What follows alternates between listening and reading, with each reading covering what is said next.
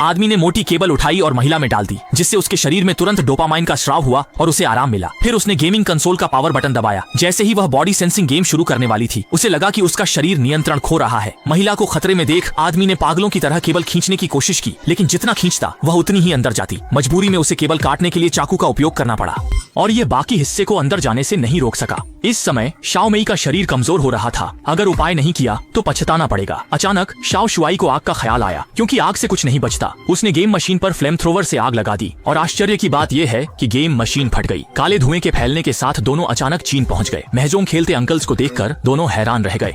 Chef ने उनके लिए एक कठिन व्यंजन परोसा, जिससे वे अवाक रह गए। छोटे जोड़े ने $8,000 का माओ शुएवांग ऑर्डर किया। सामग्री देखकर शाओ मेई को घिन आई, लेकिन शेफ के सम्मान में ऑर्डर रद्द नहीं किया, जिससे शेफ खुश हुआ। छोटे शौक ने हिम्मत करके छकने की कोशिश की। खाने में बालों वाले छोटे चूजे और हड्डियों वाली बड़ी मछली थी। छोटे शौक ने एक टुकड़ा उठाकर मुंह में डाल लिया। छोटे मी को उसे खाते देख घिन आ रही थी, और भी घिन तब आई जब मछली खत्म नहीं हुई थी और खाने में से नकली दांत निकल आया। छोटे शौक को गुस्सा आ गया और वह शेफ से बात करने ही वाला था कि शेफ ने अचानक चाकू उठा लिया। हड़बड़ी में छोटे शौक ने मछली की हड्डी उठाकर जवाब दिया।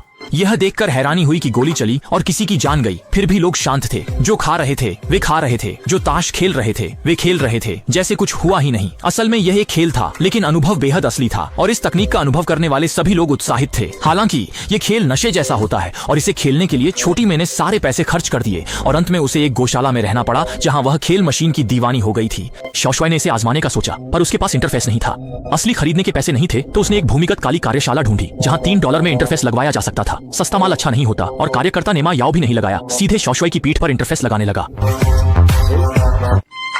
मजदूर अब छोटे शुआई के पीछे है। फिर उसने बड़ी सीरिंज उठा ली, जिससे छोटा शुआई डर गया, लेकिन उसी समय वह पूरी तरह हैरान था। ऑपरेशन खत्म हुआ, इंटरफेस तैयार है और शाओ शुआई की कमर की डिस्क की समस्या भी ठीक हो गई। बस एक दुष्प्रभाव है, पैर थोड़ा धीमा हो गया। शाओ मेई ने शाओ शुआई के लिए नए इंटरफेस को कीटाणु रहित करने के लिए बायोनिक गेम कंसोल निकाला। उसने केबल को अंदर डाला और गेम कंसोल का स्विच दबाया। जैसे ही शाओ शुआई ने अनुभव के लिए आंखें बंद की, गेम कंसोल शॉर्ट सर्किट हो गया। नकली सस्ते इंटरफेस बेकार हैं। तभी एक आदमी बंदूक लेकर आया शाओ माई का असली इंटरफेस चुराने। उसने शाओ शुआई को अपंग कर दिया। डरी शाओ माई धीरे धीरे पीछे हटने लगी, लेकिन जैसे ही वह शाओ माई पर हमला करने वाला था, शाओ शुआई ने पीछे से वार कर उसे मार दिया। बाद में दोनों ने अवैध फैक्ट्री से चुराए पैसे से असली इंटरफेस खरीदा, लुब्रिकेंट लगाया और इंटरफेस खुद अंदर चला गया।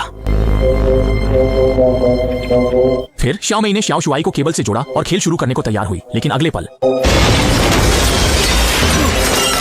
एक खेल के अंदर का एनपीसी सैनिक बाहर आकर गेम मशीन पर हमला कर बैठा। उन्हें यह नहीं पता था कि वे दोनों अब खेल के अंदर हैं और खेल और वास्तविकता का फर्क अब समझ नहीं आ रहा है।